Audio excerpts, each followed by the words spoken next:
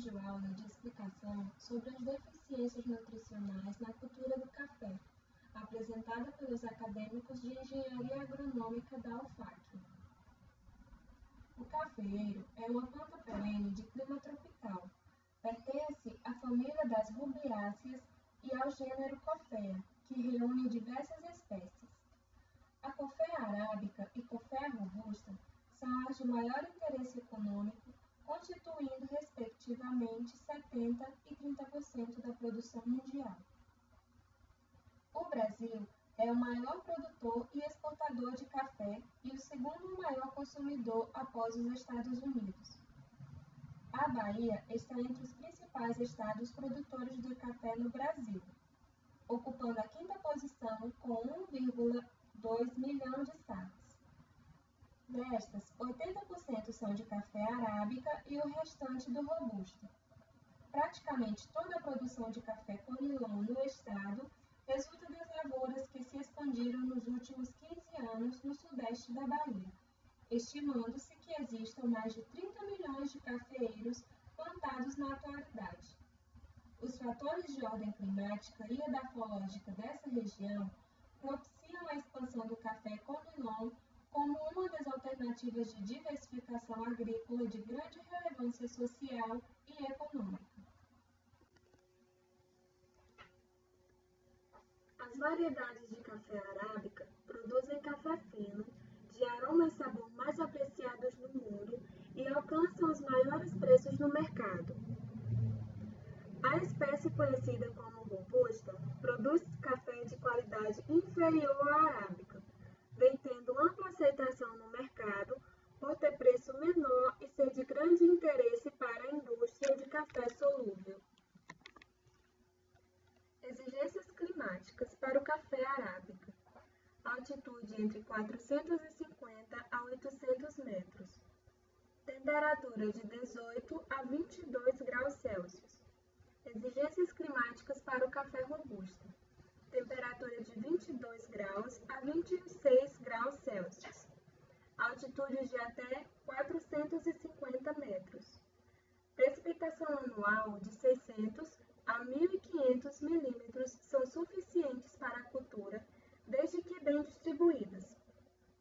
O solo deve ter profundidade mínima de 1 metro, não ser pedregoso ou excessivamente arenoso, de preferência fértil e de boa drenagem. Áreas de baixada são inaptas ao plantio, mesmo com sistemas de drenagem artificial. Escolha da área. Deve ser plana ou suavemente ondulada. Não é aconselhável o uso de terrenos com declividade acima de 18%. Preparo da área. A depender da cobertura vegetal da área, capoeira, culturas permanentes, pastagens ou culturas anuais, pode ser manual, mecânica ou mista.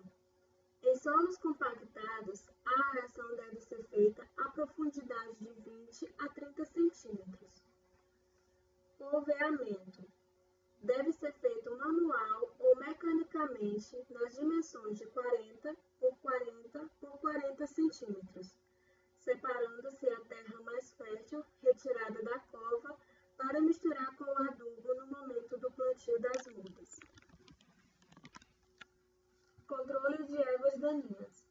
Pode ser feito através de capinas manuais, mecânicas, por meios químicos, herbicidas ou uma associação entre estas. O método de controle vai depender da topografia, tipo de solo, tamanho da lavoura, espaçamento, custo dos herbicidas, entre outros. Tanto no plantio como nos anos subsequentes, deverá ser realizado de acordo com análises químicas de solo para orientar adequadamente a calagem e a adubação.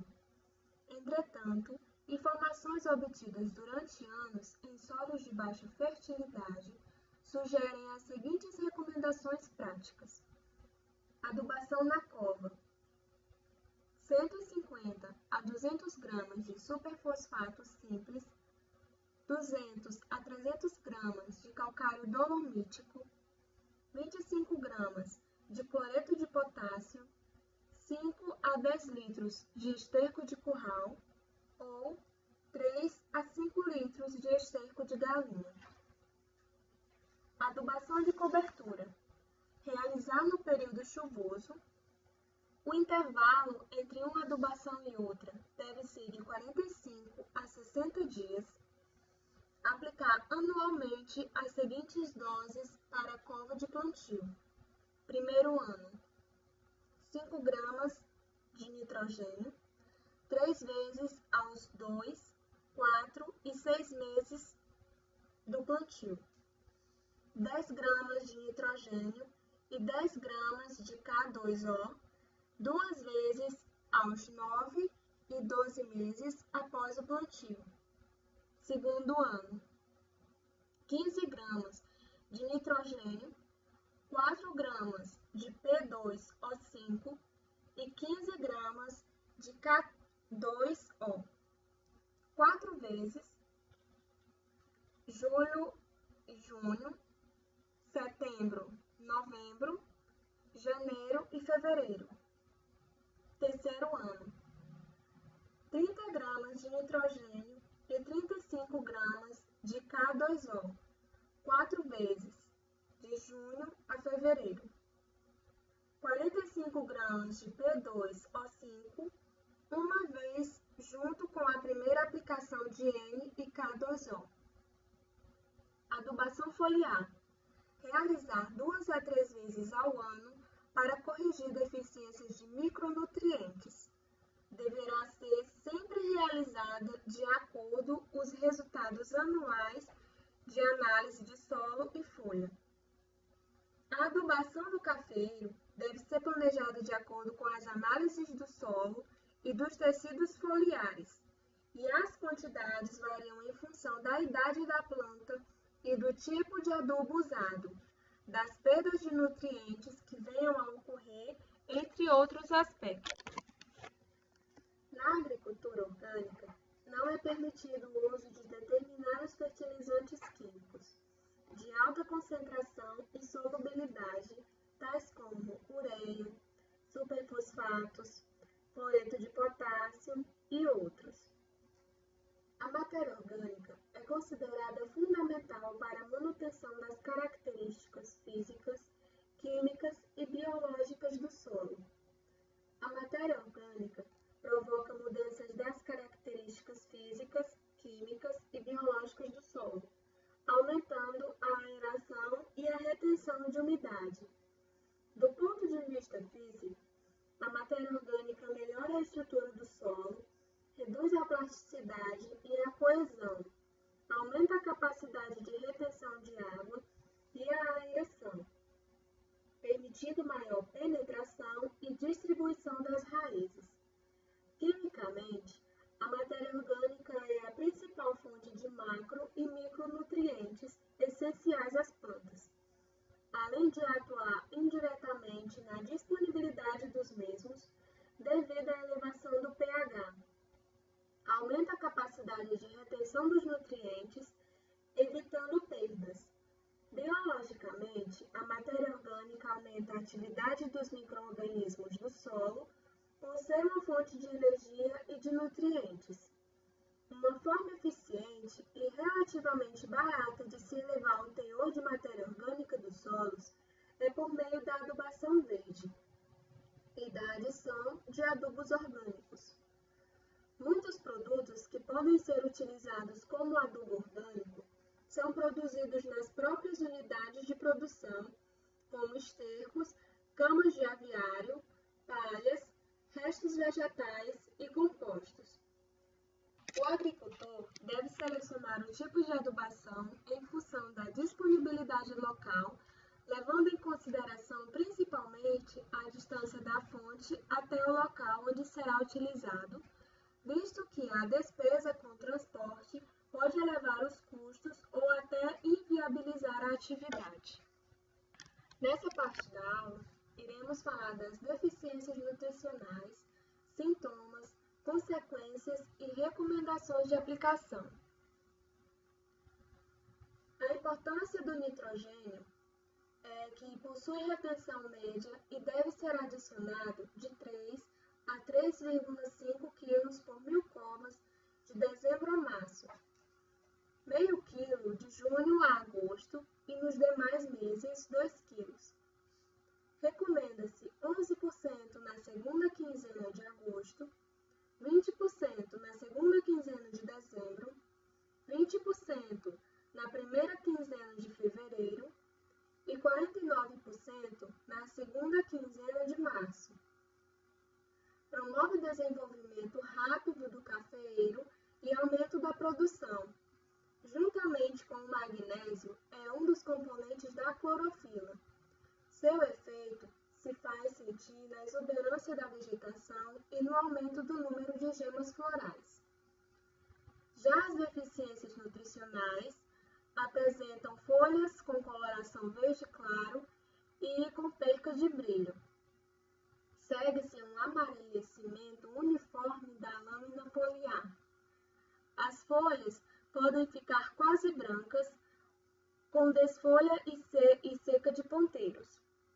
Nos casos mais graves, pode ocorrer a morte descendente dos ramos e o desfolhamento dos ramos medianos, conhecido como pescoço de galinha.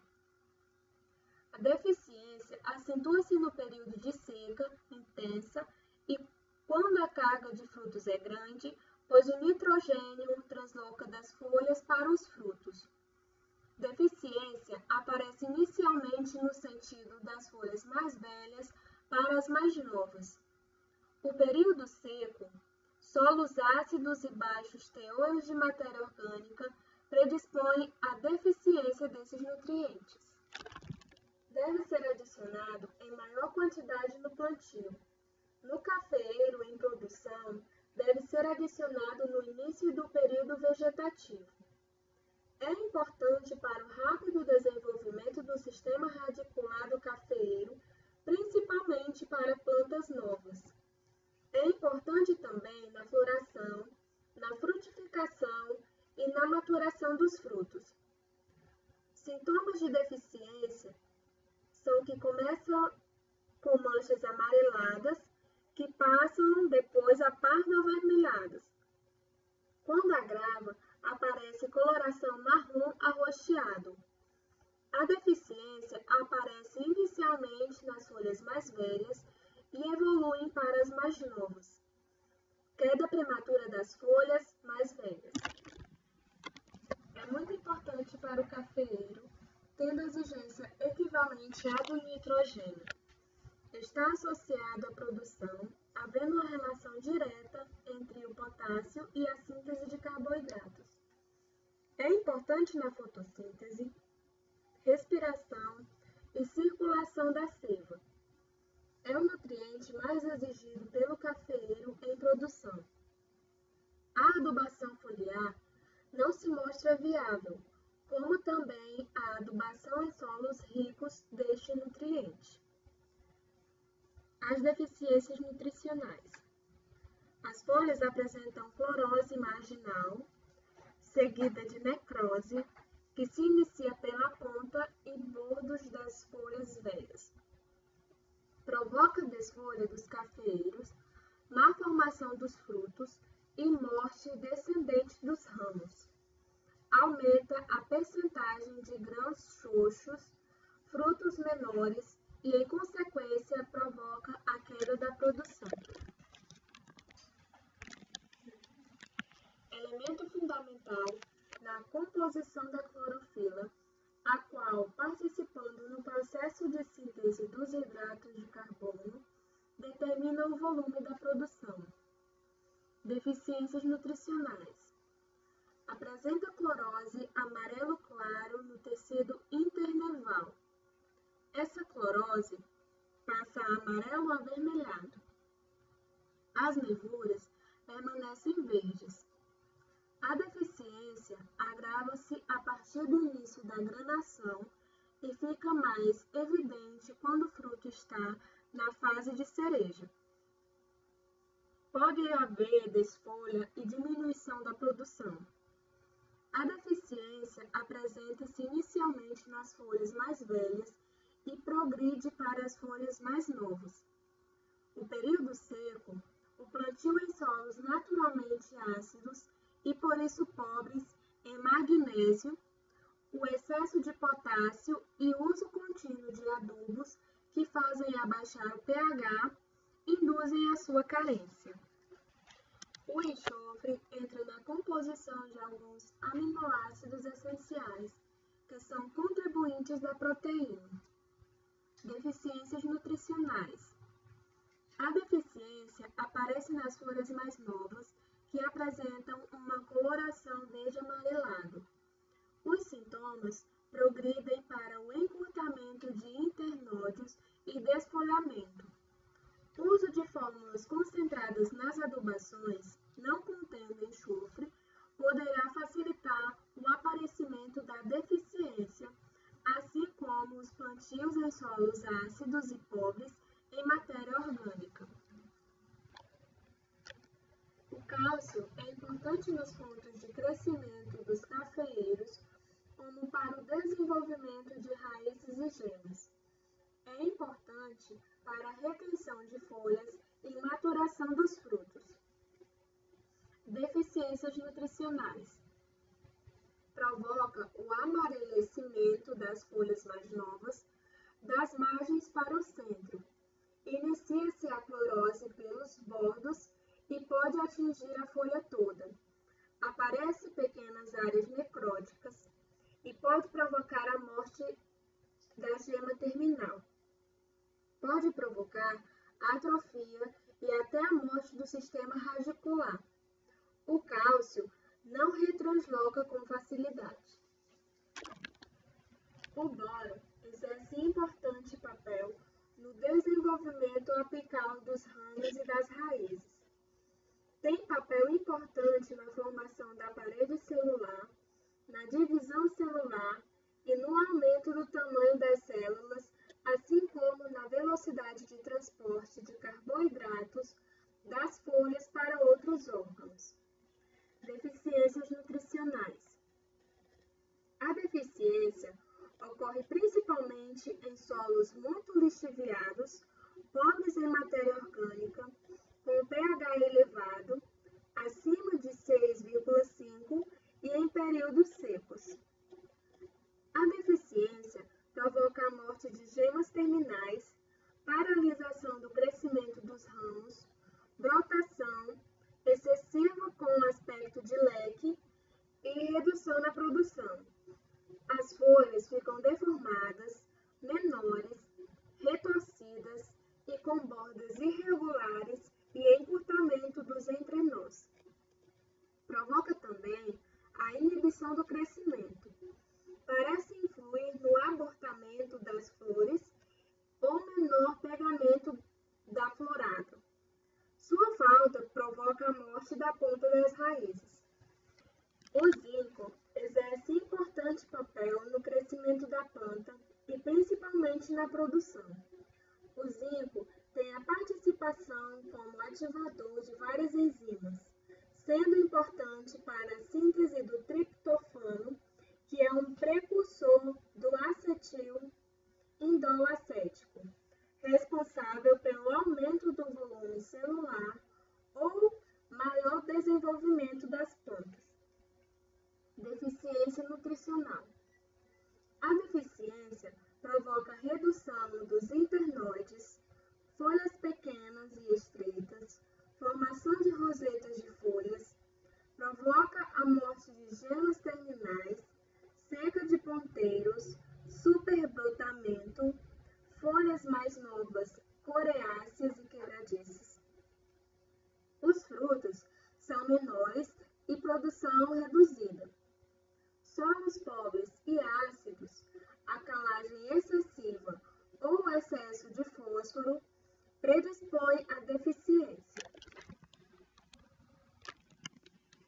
É importante na fase de formação da cultura, pois interfere no crescimento. Apresenta função importante na síntese de proteínas e no metabolismo dos carboidratos. Deficiências nutricionais. Essa deficiência provoca deformações das folhas, pois a nervura central se torce em forma de S. As nervuras das folhas são mais salientes, com formato de costelas. Todas as folhas curvam-se para baixo, dando impressão de falta de umidade. Casos mais graves, há desfolhamentos. Sua carência é comum em solos pobres, como nos cerrados, ou poderá ser provocada pelo excesso de matéria orgânica, calagem ou adubação de nitrogênio em excesso.